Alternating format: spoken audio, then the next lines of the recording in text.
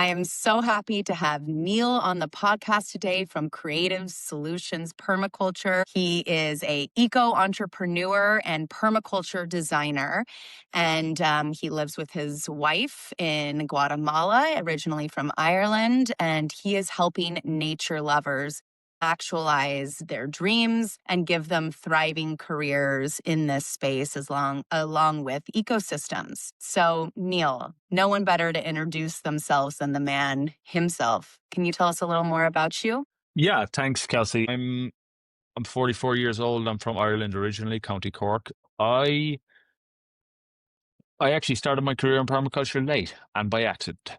So when I was 28, I decided I had to get out of the rat race. I came out to Guatemala. I left a career in the pharmaceutical industry, believe it or not, and I came out to Guatemala to work as a volunteer for a nonprofit. And I actually just accidentally got stuck into working with the farmers. I was bored with what I did, so I started just going out and helping the coffee farmers and the people planting their corn.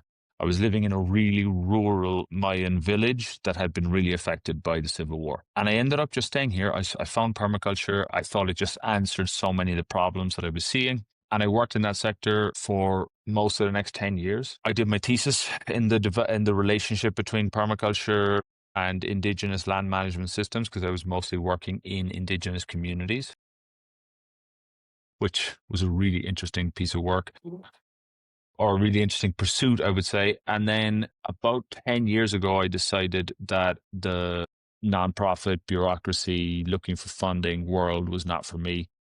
Yeah. And I became an entrepreneur. So me and my now wife and business partner, Jeremy, we moved to a small town in Lake Atitlan, and we built a permaculture farm table restaurant, and what's actually turning into like an impact hub. So we have housing on site. People come here. We have a really nice co-working space, and we're more and more attracting people who want to be in this space. So we just had a huge delegation here of people looking to invest in Guatemala and start eco communities. Amazing. And while we did that, we built a design and project management firm. We built a large amount of the town that we now live in. So we started doing permaculture design, and we actually split that company. So Jeremy took control more of the project management on a local level, and I started to work more with large scale Guatemalan farmers. We're now working with a small community of farmers and landowners who are looking to create regenerative farms and communities on their land. And then our latest endeavor has been to start an online school for people with the express intention of training an army of permaculture designers, teachers, and project managers who can do this work around the world, while depending on a global mastermind and brain trust. So the more people that join our community, the more intelligent it gets. Yeah. The more questions I get that I'm not able to answer, which prompts me to bring in experts from different areas to have discussions. Those discussions are actually blowing my mind. I'm learning so much, and we're having a blast. This is like the Field of Dreams company. Build it and they will come. Creating that network of earth stewards. It's okay. Light went out. Okay. Well, who needs a light? I've noticed that with earth stewards, there's just no competition. To me, that feels incredibly unique across all industries. It's really this big share. How can we create a network? How can we do this 100 times, 1,000-fold? And you're bringing it into the online space as quickly as we need it to happen. I went to permaculture school, and it was incredible, completely changed my life. Can you explain to people what permaculture is? Great question. Everyone has a different answer to this question. That's why I love it. Yes.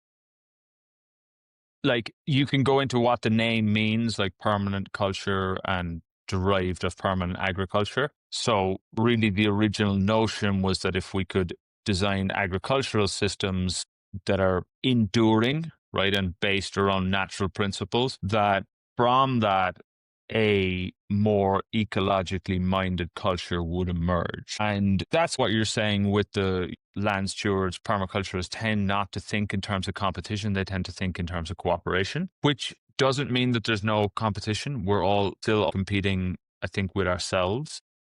Yeah. The same way things do in natural ecosystems, right? So we're still trying to grow as big as we can ourselves and spread our leaves out and our branches out, but really to do so in a way that fosters health, that fosters healthy ecosystems, basically. So the idea is, and I think it's true, that a more reciprocal caring culture would emerge from that. That's more of a visionary definition, right? On a practical level, what it really is ecosystem design. And we can apply it to a farm, a community, a business, a lifestyle. So it's really a science that allows people to design any aspect of their lives following ecological principles. I had my permaculture teacher explain to me that, and she said this was a bit of an exaggeration, but essentially 100 hours of natural observation for 1 hour of work, really using nature as the designer and kind of standing back and looking at what's already happening around you and seeing how we belong in that system. If I'm building a home in this landscape, where should it be based on what's already happening? And not trying to fight nature, but instead to look for pockets where we belong within it. Yeah, and then on a kind of more root chakra level way of saying that, it's like you're using good design principles to save people money and effort. Who doesn't need that?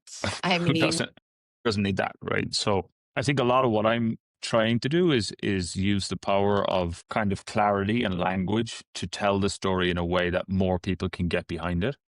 yeah, Because this is a very important thing to realize. Like we have to figure out a way of solving this, or else we're not or going to make it. else, Or else, right? And or I think else. I think now people of all areas of life and kind of political persuasions and whatnot are recognizing that, right? Yeah, Yeah, so much of it just comes down to efficiency and realizing that, what I see more and more when doing this work is that it's a process of discovery. What I'm always at pains to make my students understand is that the design will be discovered and it exists in the intersection between your deepest desires and dreams and what the land most wants and needs. it's going to tattoo that on my arm really quick. Well said. Yeah, so it's just it's just a process of discovery, and what we tend to find when we do it is that it's much closer than we think it is. Yeah. From what you've told me in our previous conversations and the little bit I know is that it's also a holistic process, right? That what we're designing out here also is being translated internally. And I guess that leads me to my next question. Beyond the abundance of the landscapes around you, what has surprised you about what you've learned internally once you've made this mind shift switch? Well, the first principle in permaculture design is observe and interact. Mm. So what I've actually learned on my journey is that people tend to start out on these projects thinking just like they think about any other kind of problem of, I'll work until I have enough money to retire and then I'll be happy because I'll be doing what I want, right? And what I found is by choosing permaculture as what I'm going to dedicate my life to, working on my land and my projects and my business naturally brought about a transformation in myself that I never could have imagined. So really it's about realizing that by committing to a lifestyle and a process that ultimately you'll build character and you'll grow into a completely different person. Mm.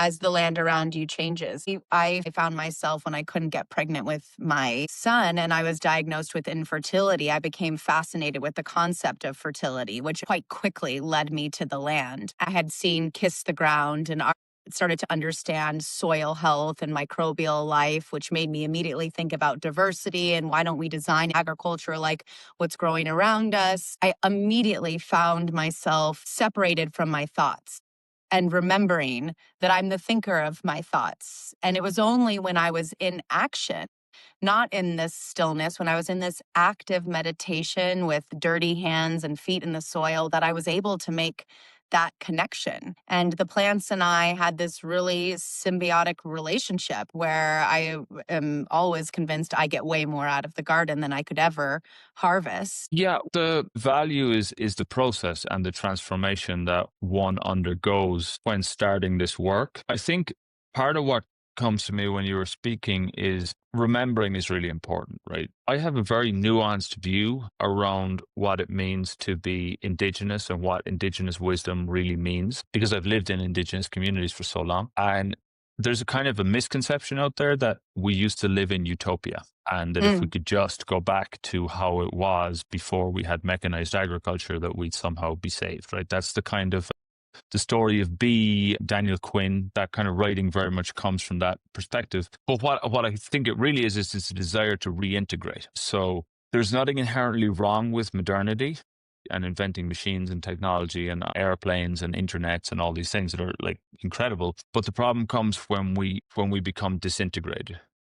So when we lose the essential lessons of the previous generations, yeah. right? So the ability to grow food and to be in connection with the soil, to provide for ourselves, the wisdom that comes along with that.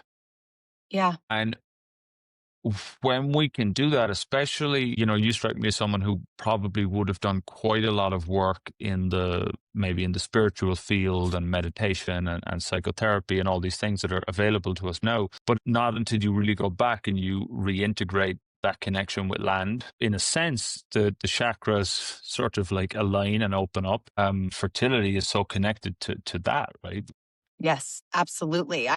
It's sad and maybe inspiring that usually a pain point is what sometimes causes the awakening. I don't know if I hadn't had this deep desire to get pregnant again, if I would have found it in the way that I did. But because I went through that, then I found myself looking around me in a way that I wish I always had. Milk comes from the carton, not the cow. That my food is, at the grocery store, not from the land, that I must buy it, that I am incapable of growing it, that would be so hard. And it's such a beautiful realization when you can. And even if you're not growing all your food, understanding and meeting the people in your world that do. I grow strawberries at home, and there's not a time now where I go to the farmer's market where I don't pick up strawberries and am in awe at the miracle that is every single juicy strawberry. And we miss all of those things. We miss all these little miracles happening around us because you also grew up disconnected and unhappy in your job, which led you to Guatemala. If you could tell your younger self some things, what would you tell knowing from the vantage point that you do now? I think one thing to realize for people who feel that kind of discomfort and like dis-ease is Yes. that it's the universe trying to tell you something, right? Like, Mhm. so listen. I sometimes shiver and think how easily I could have got trapped in that world, right? And what I say to young people now is like, take this seriously. Most likely in like 10 or 12 years, you'll either be living in one of two realities. You'll either be doing something that is fascinating to you, that is making the world better, or you'll be really quite sick and quite unhappy. And what you do now is going to like determine that. And the difficult thing for a lot of people is they're like, well, I don't know what I want to do. Right. That was the issue for me. Is like, well, what the fuck am I even going to do? Right. Right. And at that point, the answer is to look within and to really start to ask yourself, what am I interested in? What am I Right. fascinated by? Getting comfortable with not knowing it and not trying to find an answer because you are unhappy and in the wrong place right now. So forget about you and let that answer kind of come through your higher self, and it will, right? And then take small steps towards that, right? Online courses, books, volunteering. If you stay with that connection to self and that commitment to grow, the answer and the way will reveal itself way faster than you can imagine. And the sooner you can start living, this was when it really all changed for me. The sooner you can start living the life that you imagine yourself living. Yeah, you can't stop thinking about what you said about discomfort, right? Because we live in a society that's all about comfort and convenience. Any food in the world, at least in Los Angeles, is on your doorstep in 20 minutes, and we medicate discomfort. We push it away. And what you're telling us is that to lean into the discomfort, to use the discomfort to propel you forward, that is your body telling you it's time to grow. You've outgrown this shell, time to look for a new one. But that's a nugget I'm going to take with me. Those moments are just of discomfort are gifts. Yeah, and and the quicker you can start like actually normalizing discomfort Yeah. and like even really desiring it. Essentially, it's all about finding your growth edge, right? So the permaculture principle number 9 is value edges, right? Mm, And yeah. that's very important to understand because creativity in nature emerges on the edge. Mm, It emerges in the edge between two ecosystems, but beautiful. also essentially like between the manifest and the non-manifest. Like all we really know about creativity in nature is that when the right conditions are met, new things come into existence. Right. Yes. And what you have when ecosystems become very, very creative and start to really not just sustain life, but create new life, what you also have, as well as a lot of edge, right? Mm-hmm. It just means like interactions between two different elements, between birds and trees and butterflies and earthworms and soil. And right, like, so the more different elements and interactions you have going on, the more things are likely to happen. But you also have a lot of stability. Really, what I would say to most young people is find that thing that fascinates you, but also really look after yourself and take that seriously. Also hear you talking about community, right? That there's a community that happens in nature that we need as well, finding our people to grow together that gives that diversity to make something really special. I think so much of our consumerism and our industry keeps us feeling so individual, so they have this and I want that versus a resource pool, which is when you see guild planting and you understand that tomatoes grow better with basil and marigolds because of this share underneath the ground, that is something we have to fight for as a culture, and earth workers understand that that's what you've built and it's really important. One of my favorite philosophers or thinkers of our time is Ken Wilber. What he allowed me to understand was that we often talk a lot about balance between the masculine and the feminine. Right. And then you also have a lot of people in the ecological movement who think that the solution to everything is like to become like a matriarchy, right? Whereas Hmm. what I found to be true is the more those energies can come into balance, the better off things are. What that means on a practical level is the sort of permaculture mindset, this masculine approach to it is autonomy, right? Ken Wilber said is that as the masculine comes online, autonomy becomes increasingly important. And the feminine sphere tends towards union, right? Mm, And that again doesn't just mean women, it's like there's a feminine part to me as well, right? all of And us. so Yeah. the more that comes online, the more unity and community is becomes important to me. And what we're really seeing here is that a strong community has those two kind of forces in balance. So we do Mm, want autonomy, right? Nobody just wants to live in a commune where we all try and grow our own food and do the same amount of work. And they kind of, in a sense, tried that in the 60s and 70s, and it largely didn't work because there wasn't enough focus on autonomy and self sufficiency, right? And what we're really seeing in this community is that as each kind of element in the community, our farm and our neighbors who do food fermentation and our other neighbors who do herbalism and traditional medicine and our other neighbors who do plant medicine and ayahuasca, as we've kind of pursued our own areas of fascination and become autonomous on our own, our ability now to collaborate and mm. raise our kids the way we want them, the way we want to, and collaborate on making the area that we live in more productive and finding ways to bring up the indigenous population. So it's this thing of balance, basically. I'm a feminist and I read The Blade and the Chalice because I thought the same about matriarchal societies, that somehow the opposite of patriarchy was matriarchy. But what I discovered in reading this book is that these societies where women had leadership roles were actually called partnership societies, that they understood divine union, that within us, both a masculine and feminine, and that men were better hunters, but that meant that women became the spiritual heads of the household. They were the creators of life. They understood plant medicine in a different way because they were gathering it and watching it in a completely different way.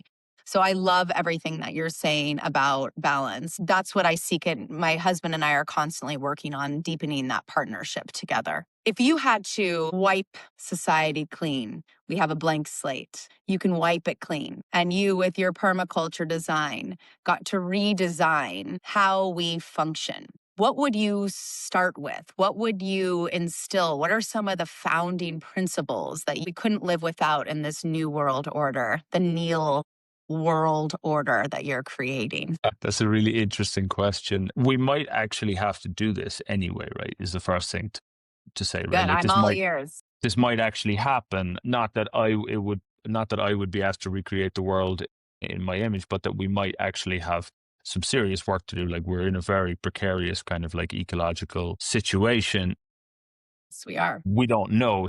Maybe it's worth kind of pursuing this line of thought. I think the first thing is I wouldn't be looking to ban anything, right? Um, I believe in emergence. And I think if we recognize really what's the fundamental problem, right? So people look at things like the use of pesticides, plastics, irresponsible logging, all these things, right? Right. It's like, where would you even begin? Which of those things is the most important to ban, let alone architecture and urban planning and military industrial complex? Yeah, and Yeah. then when people start banning things, then they tend to start thinking, well, maybe if I just took control of the military industrial complex for a while I made everyone do what's in their best interest. It's a line of thinking that's rooted in the old ways of control, right? So Yeah. I think the fundamental problem that if you were to change it would automatically change a bunch of these other problems is most people don't care about the planet or other people very much. But you can't make them care. And really, they're not caring just means that they haven't woken up to the kind of fundamental ecological reality that we're all connected to each other on the planet. And furthermore, those of us who do care, it's not that we're like special or better, it's that we're just the product of a developmental process that's perfectly natural. That if human beings are planted in the right setting and have the right experiences, that awakening will come online, and then the decisions they make from that perspective will be better, Mm. right? And they will naturally start to harness their creativity, right? So we're really just talking about like a developmental issue. Most people are Well, still and that's stuck, evolution, right? It happens slowly. I love how right? you phrased that. So I would put a focus on that. So that's why I think more people should read people like Ken Wilber, who give very I clear can't wait. descriptions of these developmental processes, what happens to humans developmentally as we go from babies to ecocentric teenagers to hopefully people who are aware, globally aware, and then furthermore to people who come into the sort of non-dual perspectives. These are natural processes, right? And Mm. if we pay attention to like mapping out these processes and understanding what the basic requirements are so that more people can kind of like reach these stages of awareness, then a lot of other problems will get solved. There's then a follow-on problem, which is that of the people who do care about these things, not enough of them are sufficiently effective in what they do, Yes. right? There needs to be a connective thread. Well, we need to take capacity building seriously with people who are putting their hand up and saying, I really want to do something about this. It's okay. It turns out that there's an awful lot of, as you would have learned when you did your permaculture course, it turns out there's a lot of really simple things that anyone who cares can do to start Yes. making things better. And it turns out then that the two problems are linked because one of the things necessary for more people to wake up and come out of, have this awareness come online, being in spaces and seeing it done is a lot more effective than being shouted at or told that they're bad or banned from doing things. Walking in a park and stopping under a peach tree and then eating a peach is more effective than legislation that bans you from using single-use plastic, right? We need to get serious about like aligning things, right? If we go down to the second level of the problem, that not enough people who care are like as effective as they would like to be or effective at all. And that applies across every level. That's also the same for me.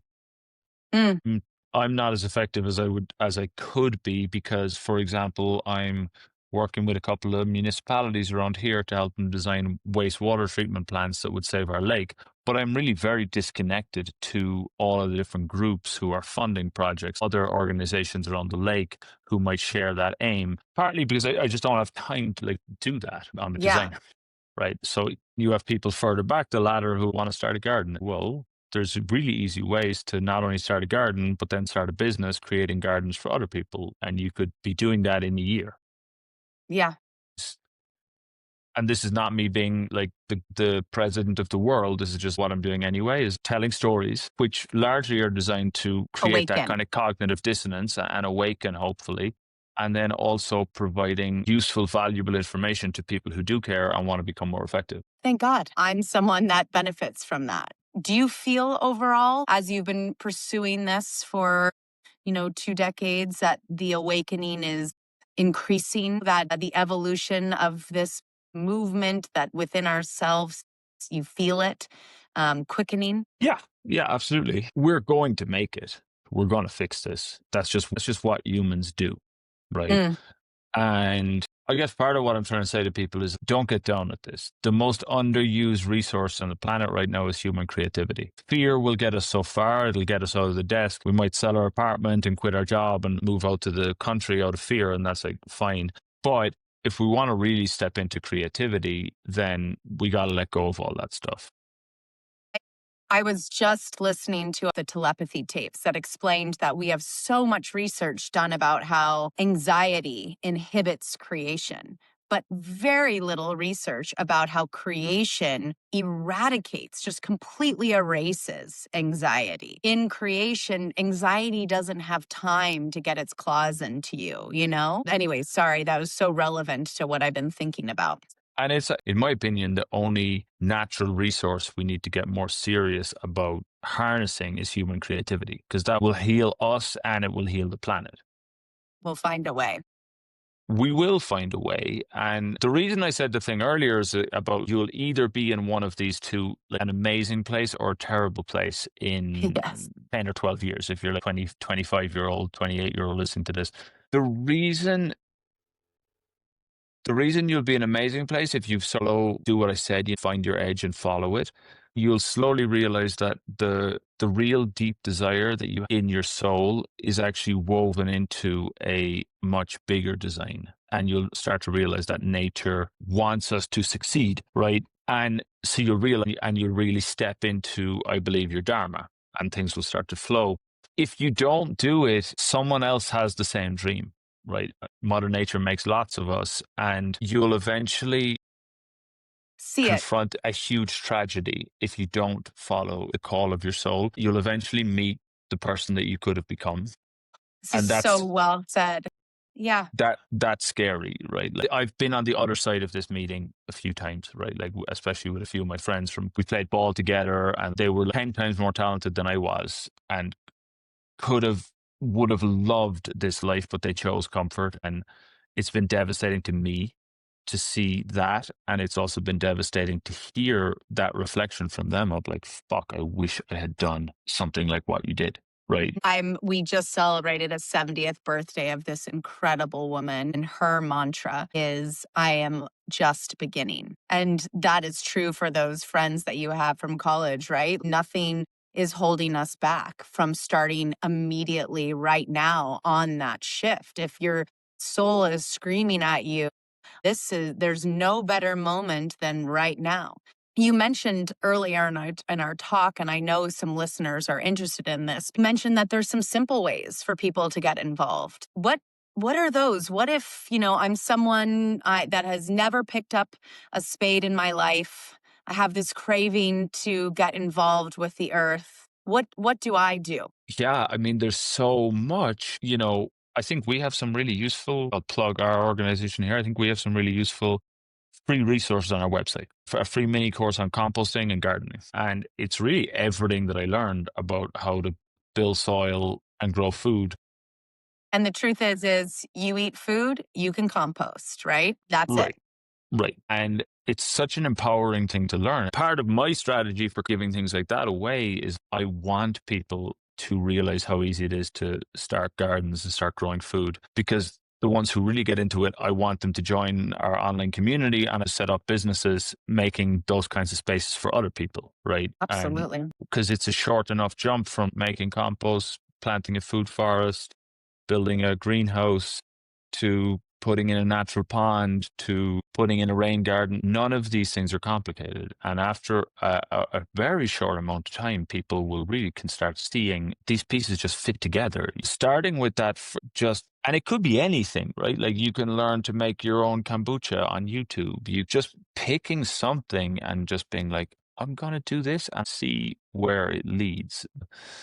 One of the biggest problems I had when I was in this state of confusion was overwhelm. And I don't Yes. think social media really helps people in that, right? Because like No. you can go on and someone's making concrete out of with recycled plastic and someone else is growing mushrooms and you're like, oh my God, these people are so cool. Where do I even start? But Yeah. just kind of picking something and going after it, you'll realize very quickly that like huge change comes from small steps. Yeah.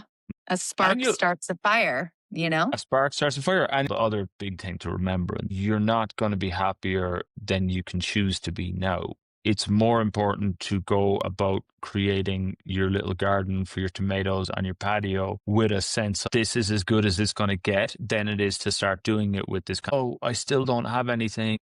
Be delighted that you started and just get into the moment and get into the spirit of things because Mm. it's true. It's the last thing you want to do. I say this all the time: is like approach your project from when I'm growing all my food and living in an eco community. Then I'll be happy. Your community will Wow. form around you as you start doing these things, and One thing it all leads to the next. one thing leads to the next, and there's nothing better you can do for the environment than start to enjoy your life. I really needed to personally hear that. I'm definitely the person who gets really inspired. I mean, I just saw bricks being built out of hemp and seaweed and oyster shells. And yes, it does kind of give me a paralyzation. I'm so inspired that I'm almost paralyzed. But just having joy in the action is a revolution in itself. And that's why I called this podcast, honestly, Plant a Revolution, right? Because as long as we can plant seeds, there is hope, there is constant change and evolution going on. And I think when we make our lives about service, a garden is such a perfect way to do that, to get out of our own heads and to do something that makes the world around us a little bit more beautiful. That can be enough. That was so relieving what you said. Thank you. Good, good, good, good. Yeah, because we know that there's a crisis on our hands. Once you hit that state of evolution where you're like, wow, I'm really plugged into this, the anxiety comes. And anxiety, by its nature, keeps us still. And we need action and we need joy. We don't want to wag our fingers at people that aren't yet awakened. We want to tell them, please join us. We want to lead by example. I feel better. I feel more connected to my family, to the land around me. I've saved money. We want to make it look good, right? Not Instagram good, but like inside your body good. And we can't do that when we're in this you should be or everything's burning place. That's the one of the things to realize is we're always on the brink of doom. That's why the flood story is one of the original myths, right? We're always on the brink of extinction, but that's actually what drives us to innovate and to create. It's the obsessive dedication to solving problems that makes us happy, not the actual eradication of the problem. That's a fallacy. Yeah, yes. And acceptance that the way life goes is there's dark and light, there's good and evil, and it's always going to be about that. Yeah, and I love getting obsessed. Be obsessed with it. So when you connect with someone who's been doing it as long as you have, it's just I'm like, Captain, my captain, tell me more. I think it's just so exciting. And I love so much that you've done this with your family. My husband and I, we feel like when we've really involved ourselves in nature, that we've had this co parent with our kids. We feel less stressed out. Their, knees are dirty from being in the soil, and they're so happy and fulfilled that all of this is possible within that space for these young families. Yeah, and it's inevitable living in this society that we're going to get stressed. We're going to feel like we're not doing enough. I mean, that happens to me all the time, right? I can sometimes be not able to be present for my kids because I'm trying to get something else done. And one of the things that really shifted for me was realizing how my life would look if I was in a place of like more financial ease, right? I was like, well, what would I Yes. do? And I definitely make time and meditate every morning, and I'd spend more time with the kids. And, it hit me like a ton of bricks. I can just start doing that now. And then it turns out as you do that, that you'll make better decisions, and your finances, along with other areas of your life, will actually just improve. And a lot of times we just do things because we want to be busy. And then when you're like, no, I'm with my kids until this time in the morning, and then pick them up again at this time in the evening, and Yeah. I meditate and I do yoga every morning. So I don't have time for this other thing that I was going to do. So I need to start getting those things off my plate and making sure that when I'm working in my zone of genius and I'm doing what I'm really good at. And that will also increase the amount of impact you're having. So it's very important that we get this sort of sequencing right. Wow. I really needed to hear that too. We don't have time for everything. When you do make time for that meditation, you know it. You know what you have to focus on that day. I feel like this has to be part one of what now I'm going to ask you. I'm going to ask you for a part two of this interview because I have so many more questions to ask you, logistical questions. I also am excited to sign up for your online platform. I think the things I'm building could really benefit from what you're building. For now, I want to hit a very temporary pause until I can get you back. Can you let people know where we can find you, where we can support you and champion your work and stay in touch? Absolutely. Yeah, Kelsey, I've really enjoyed this. Thank you so much. And I can't wait to get you into our community. My mind is already bursting with possibilities there. Mine is too. You can follow us on Instagram. It's creasolpermaculture.com. So you introduce it as Creative Solutions. In Spanish, it means crea, which is to create, and sol, which is sun. So we're created by the sun. Beautiful. That's the kind of overarching message there, but it does work in English. We put out kind of regular 1 minute lessons and stories that I think are very valuable. You They're can also very find valuable. I love them. Thank you. Thank you. I love yours as well. Then on our website, which I guess you can put in the bio, we have a free Yes. resources page. And if you access those courses, you'll sign up to our newsletter. We send out a newsletter. We also have a WhatsApp group where we just free stuff. We host regular events, free events. Those are for Awesome. landowners and people who are managing projects and help figure out like actionable next steps and find leverage points. Um, Amazing. Final plug. We're the first 2 weeks of January, so I'm not even sure this will be out by then. We're hosting a 2 week permaculture design course, but it's really, really special. My brother, who runs Candlelit Tales, It's where so cool. it's You really guys, what a cool family you guys are. He's great. So him and my sister have a production company where they retell all of the Irish myths, and they also have a storytelling school. And as I started to work with them in their school, I was like, wow, storytelling and permaculture design just go like this. Because once you can actually get people to tell the story of their lives and this land and internalize that story, Yes. then the design will just naturally emerge. And so Aaron's coming down. He's going to be teaching people storytelling, and we're going to be teaching them permaculture from a very hands-on way. We're going to see how our farm works and look at all the different projects we've done around here. But we're going to set up from scratch one of our famous composting chicken houses, a syntropic food forest, and a market garden, just on a small scale. And then Wow. our neighbor Michelle is going to teach people how to take all those things that we're planting and turn them into fermented, value added foods. And we're going to sit around every night, play music, tell stories, do improv sessions, and really go through a process which is designed to get people really connected to their creativity and really leaving with a story that sums up the design of their life over the coming years. What an awesome retreat. And this is on your land in Guatemala. It's on our land in Guatemala where we've essentially by accident built our own eco community. We live in this extraordinary community where all of our neighbors also do permaculture. My business partner, Jeremy, runs the project management side of the business. So he's continually building these amazing new systems. So people are going to learn all that side of it as well, how to use permaculture design to really what I want most people to see is how to use permaculture design to create eco communities all over the world. Amazing. How can I help? How can I join? It's so important and it inspires me endlessly. Thank you so much, Kelsey. Thank you so much, Neal. Okay, part two just announced will be coming soon. Bye, Neal. Have a beautiful day.